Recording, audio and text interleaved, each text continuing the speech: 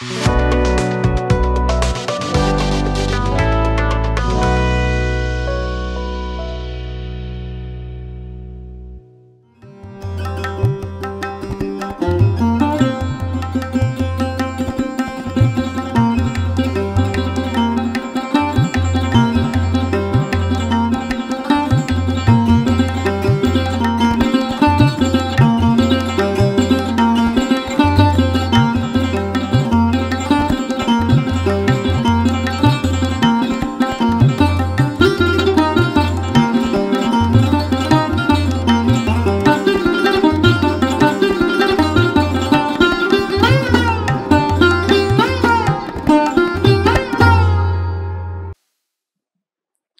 जीशु ख्रीष्ट अति बहुमूल्य नाम संपर्क इंडिया द्वारा प्रस्तुत कार्यक्रम नुआ सकाल आशार ए अध्याय में आपण मानक स्वागत जनाए। प्रभु प्रत्येक को बाहुल्य रूपे आशीर्वाद करंतु। आज जो प्रसंग रे प्रभु को वार्ता रखिबा पई चाहे प्रसंगर शीर्षक है मंगल ही मंगल। जने व्यक्ति तार जीवन रे मंगल देखि पारिबो आ मंगल ही मंगल तार जीवन रे घटी पारिबो केमिति ता हम आपन कहिबा पई चाहे। आमे समस्ते चाहूँ आम जीवन में मंगल घटू, आमे चाहूँ आम जीवन उन्नति आसू, आमे चाहूँ भल हो आज ठारू आसंता काली भल हो, आमे चाहूँ आम जीवन परिस्थिति बदलू किंतु केमिति ही पारिबो ता हम कहिबा पई चाहे मंगल ही मंगल। गीत संहिता 34 तार 12 रु 15 पद पर्यंत लिखा जाए जे जीवन बांछा करे और मंगल देखिबा पई दीर्घायु प्रिय मने एपरि व्यक्ति किए। जे जीवन बांछा करे और मंगल देखिबा पई दीर्घायु प्रिय मने एपरि व्यक्ति किए। तुमे हिंसारु अपना जीवा और छल वाक्यरु अपना अष्टादर रक्षा करो। मंदतारु दूर हुओ, सुकर्म करो, शांतिर अन्वेषण करो, तोहिर अनुगामी हुओ। धार्मिक मान प्रति सदा प्रभु दृष्टि अच्छी और सेमान आर्तनाद प्रति ताहांकर कर्ण अच्छी। मंगल देखिबा पाए लेखा जाउछि। आमे केमिति मंगल देखि पारिबा ए स्थान रे संपूर्ण भाव रे व्याख्या करा जाइछि और स्पष्ट भाव रे लेखा जाइछि। जे जीवन बांछा करे मंगल देखिबा पाई दीर्घायु प्रिय मने एपरि व्यक्ति किए। तुमे हिंसारु अपना जीवा। प्रथम कथा हिंसा रो जीवा को अटकाइबा दरकार। जोठी हिंसा चली जीवा को अटकांतु।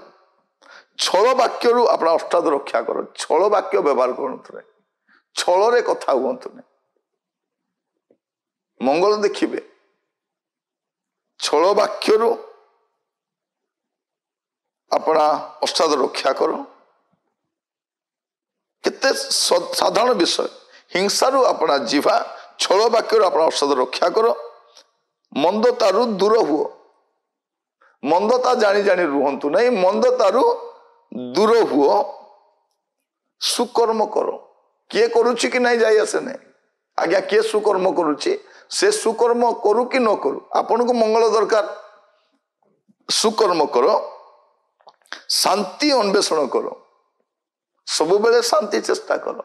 जोठी जीवे अशांति करंतु नहीं, अशांति थिबा स्थान को मते शांति करंतु। लिखा जाउछि कोन शांति अन्वेषण करो, तोहिर अनुगामी हुओ। केते स्पष्ट भाव रे ए स्थान रे लिखा जाउछि। प्रभु आमान को तांकर वाक्य जरिया रे आमान को सचेतन करूछंती, आमान को जागृत कराउछंती। आउ से आमको कहिबा पई चाहंती जे पुओरे झियोरे मु तो तोर जीवन रे मंगल करिबा पई चाहे। सेई कथा को पितर मध्य लेखुचन पुस्तक रे प्रथम पितर 3 पर्व 10 रु 12। जेणु जे जीवन रे सुख भोग करने को पुणी मंगल दिन देखा इच्छा करे से मंद वाक्य अपना जीवा आ प्रवंचन अपना अष्टादर को रक्षा करू। से मंदर विमुख हो सुकर्म करू, सत्कर्म करू, से शांति अन्वेषण कर से अनुगामी हो। कारण धार्मिक मान प्रति सदा प्रभु दृष्टि अच्छी ସେମାନଙ୍କ ବିନତି ପ୍ରତି ତାଙ୍କର କର୍ଣ୍ଣ ଉନ୍ମୁକ୍ତ ଅଟେ, କିନ୍ତୁ ପ୍ରଭୁଙ୍କର ମୁଖ ଦୁଷ୍କର୍ମକାରୀ ମାନଙ୍କର ପ୍ରତିକୂଳ। ତେଣୁ ଆପଣଙ୍କୁ ଯଦି ଜୀବନରେ ମଙ୍ଗଳ ଦେଖିବାର ଅଛି, ଉନ୍ନତି ଦେଖିବାର ଅଛି, ଏଇଗୁଡାକ କରିବା ପରେ ବହୁତ କିଛି କରିବା ପାଇଁ ପଡିବନି। ମଙ୍ଗଳ କେମିତି ହବ? ପ୍ରଭୁ ତୁମେ ମଙ୍ଗଳ କର, ତୁମେ ମଙ୍ଗଳମୟ, କାହିଁକି ମୋର ମଙ୍ଗଳ ହଉନାହିଁ, ପ୍ରଭୁ କାହିଁକି ମଙ୍ଗଳ କରୁନାହାନ୍ତି, ଏତେ ଷ୍ଟୋରି ନାହିଁ। ଆପଣଙ୍କୁ ସିମ୍ପଲ କଥା କୁହାଯାଉଛି, ଯଦି ମଙ୍ଗଳ ଦେଖିବା ପାଇଁ ଚାହୁଁଛନ୍ତି ହିଂସାରୁ ଆପଣା ଜିଭା, ହିଂସା କରିବେ ନାହିଁ, ହିଂସାରୁ ଆପଣା ଜିଭା, ଛଳ ବାକ୍ୟରୁ ଆପଣା ଅଷ୍ଟାଦର ରକ୍ଷା କର, ମନ୍ଦତାରୁ ଦୂର ହୁଅ, ସୁକର୍ମ କର, ଶାନ୍ତିର ଅନ୍ୱେଷଣ କର, ତହିଁର ଅନୁଗାମୀ ହୁଅ। ବାସ୍ ସେତିକିରେ ସରିଲା। ଯଦି ଆପଣ ସେତିକି କଲେ ମଙ୍ଗଳ ହିଁ ମଙ୍ଗଳ। ଆମେ କଣ କରୁଛୁ? ଯୋଉଠି ହିଂସା ସେଠି ଆଗ ଆମେ, ଆମ ଦ୍ୱାରା ହିଂସା ଆରମ୍ଭ ହଉଛି। ହିଂସା ଛଳ ବାକ୍ୟ ଉତ୍ପାଦକ ଭଳିଆ ଆମେ ଛଳନାତ୍ମକ ବାକ୍ୟ କହିବା ପାଇଁ ଏକ୍ସପର୍ଟ ହେଇଯାଇଛୁ। ମନ୍ଦତାରୁ ଦୂର ହଉଛୁ କି? ଯୋଉଠି ମନ୍ଦତା ସେଠି ଆମର ପ୍ରେଜେନ୍ସ ଥାଉଛି, ଆମେ ତାର ଅଂଶୀ ହଉ। ଆଉ ସୁକର୍ମ ଆମେ କରିବା ପାଇଁ ଆଗ୍ରହ ମଧ୍ୟ ପ୍ରକାଶ କରୁନାହୁଁ, ଶାନ୍ତିର ଅନ୍ୱେଷଣ ବି କରୁନାହୁଁ, କି ତାର ଅନୁଗାମୀ ହଉନାହୁଁ। କେମିତି ଆମ ଜୀବନରେ ମଙ୍ଗଳ ଆସିବ? ପ୍ରଭୁ ତାଙ୍କ ବାକ୍ୟ ଦ୍ୱାରା ଆମମାନଙ୍କୁ ଆଜି ସଚେତନ କରାଇଛନ୍ତି। ଆମମାନଙ୍କୁ ସେ କହୁଛନ୍ତି, ପୁଅରେ ଝିଅରେ ତୋର ଜୀବନରେ ମୁଁ ମଙ୍ଗଳ କରିବା ପାଇଁ ଚାହେଁ, ମୁଁ ମଙ୍ଗଳ କରିବା ପାଇଁ ଇଚ୍ଛା କରୁଛି, କିନ୍ତୁ ଆମର ଜୀବନର କାର୍ଯ୍ୟକଳାପ, ଆମର ଗତିବିଧି ଏସବୁକୁ ଅଟକାଇକି ରଖୁଛି।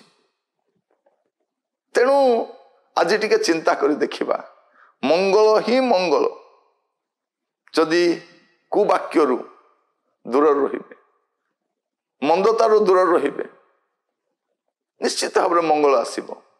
ଏଇଟା ବାଇବଲର ଲିଖିତ ସତ୍ୟତା। ଆପଣ ଟିକେ ପରୀକ୍ଷା କରିକି ଦେଖନ୍ତୁ, ଆପଣଙ୍କ ଜୀବନରେ ତାହା ଘଟିବ। କିନ୍ତୁ ଦୁଃଖର କଥା କଣ? ଯୋଉଠି ହିଂସା ଆମର ଜିଭା ଇନଭଲ୍ଭ ଥାଉଛି, ସେଇଠି ଛଳ ବାକ୍ୟରୁ ଆମର ଅଷ୍ଟାଦରକୁ ଆମେ କେବେ ବି ରକ୍ଷା କରୁନୁ। ତ କେମିତି ଆମ ଜୀବନରେ ଆମେ ମଙ୍ଗଳ ଦେଖିପାରିବା? ଶାନ୍ତି ଚେଷ୍ଟା କରିବା। ଯୋଉଠି ବି ଯିବା, ଯୋଉ ଘରକୁ ଯିବା, ଯୋଉ ଚର୍ଚ୍ଚ ଯିବା, ଯୋଉ ଅନୁଷ୍ଠାନକୁ ଯିବା, ଯୋଉଠି ବି ଯିବା, ଶାନ୍ତି ଚେଷ୍ଟା କରିବା। ଆପଣ ଦେଖୁଥିବେ ଯୋଉମାନେ ଛଳନାତ୍ମକ କାର୍ଯ୍ୟ କରୁଛନ୍ତି, ଦୁଷ୍କର୍ମ କରୁଛନ୍ତି, ଭାବୁଛନ୍ତି କି ମଙ୍ଗଳ ଦେଖିବେ ବୋଲି, ଭାବନ୍ତୁ ନାହିଁ, ଭାବନ୍ତୁ ନାହିଁ। এইটা ସେ ଝଡି ପୋକ ଭଳିଆ ମେଞ୍ଚେ ବାହାରିବେ, ଅଳ୍ପ ସମୟ ଭିତରେ ଖତମ। ସେ ପୋକଟା ଭାବୁଛି ମୁଁ ଉଡୁଛି, ଉଡିବି, କେତେ ସମୟ ଉଡିବ, ଅଳ୍ପ ସମୟ ଭିତରେ ତାର ବଂଶ ନିପାତ ହେଇଯିବ। ଏଇଟା ସେ ଝଡି ପୋକର ବଂଶ ଭଳିଆ।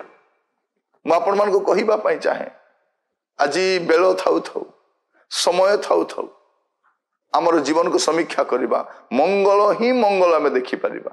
ଆପଣଙ୍କ ଜୀବନରେ ପ୍ରଭୁ ମଙ୍ଗଳ କରିବା ପାଇଁ ଚାହାନ୍ତି। ଏ ବାକ୍ୟ ଦ୍ୱାରା ଆପଣ ନିଜ ଜୀବନକୁ ସଜାଡ଼ିବା ପାଇଁ ଚେଷ୍ଟା କରନ୍ତୁ। ପ୍ରଭୁ ଆପଣଙ୍କୁ ଆଶୀର୍ବାଦ କରନ୍ତୁ। ପ୍ରାର୍ଥନା କରିବା। ଅନୁଗ୍ରହକାରୀ ପିତା ପରମେଶ୍ୱର, ଆପଣ ଆମମାନଙ୍କ ଜୀବନରେ ମଙ୍ଗଳ ହିଁ ମଙ୍ଗଳ କରିବା ପାଇଁ ଚାହାନ୍ତି। ଆପଣ ଦଉଥିବା ପରାମର୍ଶକୁ ଶିର ଧାର୍ଯ୍ୟ କରିବା ପାଇଁ ଆମମାନଙ୍କୁ ଅନୁଗ୍ରହ କର। ଦୁଷ୍ଟତା, ମନ୍ଦତା, ପାପ ପଥରୁ ଫେରିବା ପାଇଁ, ଶାନ୍ତି ଚେଷ୍ଟା କରିବା ପାଇଁ ସାହାଯ୍ୟ କର। କାରଣ ଧାର୍ମିକ ମାନଙ୍କ ପ୍ରତି ପ୍ରଭୁ ଆପଣଙ୍କ ଦୃଷ୍ଟି ଅଛି ଏବଂ ଦୁଷ୍ଟ ମାନଙ୍କୁ ମଧ୍ୟ ପ୍ରଭୁ ଆପଣ ଅନଉଛନ୍ତି। ଏହା ଜାଣି ପ୍ରଭୁ ସୁକର୍ମ କରିବା ପାଇଁ ଆମମାନଙ୍କୁ ସାହାଯ୍ୟ କର। ପ୍ରାର୍ଥନା ଶୁଣିଥିବା ଧନ୍ୟବାଦ। ଆଦର ମହିମା ଆପଣଙ୍କୁ ଦେଇ ପ୍ରାର୍ଥନା ମୋର ପ୍ରାଣର ପ୍ରିୟ ଯୀଶୁଙ୍କ ନାମରେ ମାଗିଲି, ଆମେନ୍। ପ୍ରଭୁ ଆପଣମାନଙ୍କୁ ପ୍ରତ୍ୟେକଙ୍କୁ ବାହୁଲ୍ୟରେ ଆଶୀର୍ବାଦ କରନ୍ତୁ। ନମସ୍କାର।